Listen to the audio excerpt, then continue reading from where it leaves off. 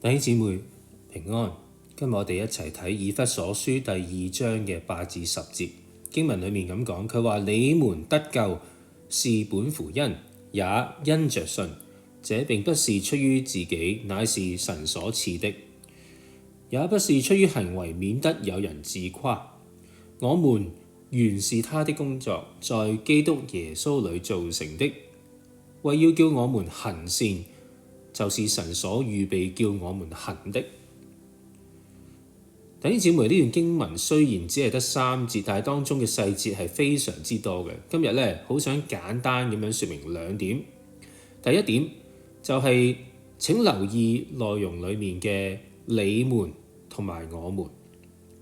第二，請留意行 walk 呢個關鍵詞。首先呢，點解保羅喺第8節嗰度講你們，而第9節卻寫我們呢？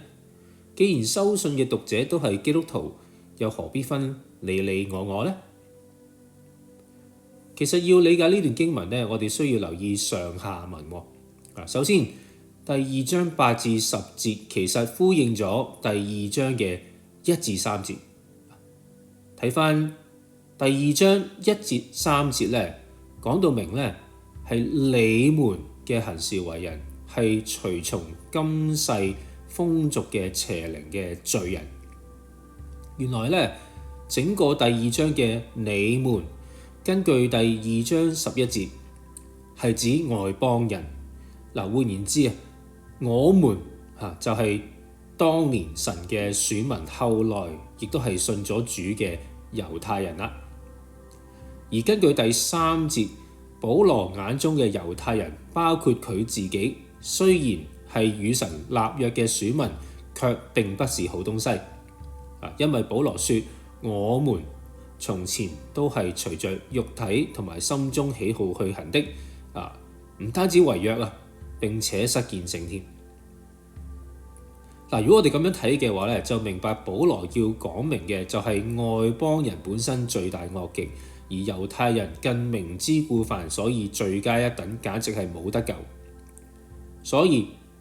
以弗所書第2章1至3節與8至10節其實係包住咗第2章4至7節，就係耶穌基督嘅恩典拯救，並以愛咧將外邦人同埋猶太人合而為一。所以咧今日經文8至10節咧，說明咗一點，就係外邦人得救咧係一個極大嘅恩典，而對於猶太人嚟講咧，更加係一個不能想像嘅恩典。呢個恩典將信與不信合而為一，將所有生命喺恩典裡面咧重新洗牌，為要叫我們一同行出基督嘅實在。弟兄姊妹請留意咧以下3個反思。第一，今日我哋信咗耶穌，有冇隨着肉體同埋心中嘅喜好去行而失見證呢？如果有呢，我哋聽完呢一個靈修之後呢，要禱告懺悔並感謝神呢一份不可能想像嘅恩典。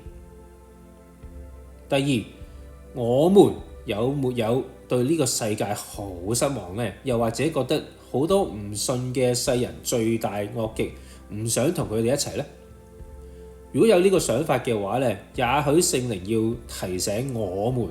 其實我們也不是好東西，我們得救都係本乎恩，因着信嘅啫。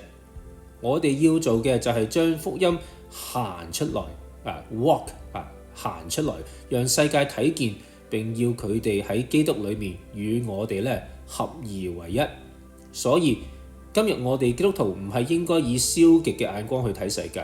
而係應該睇到處處都係行出福音嘅機會，在世而不入世地將神交託我哋嘅工作完成，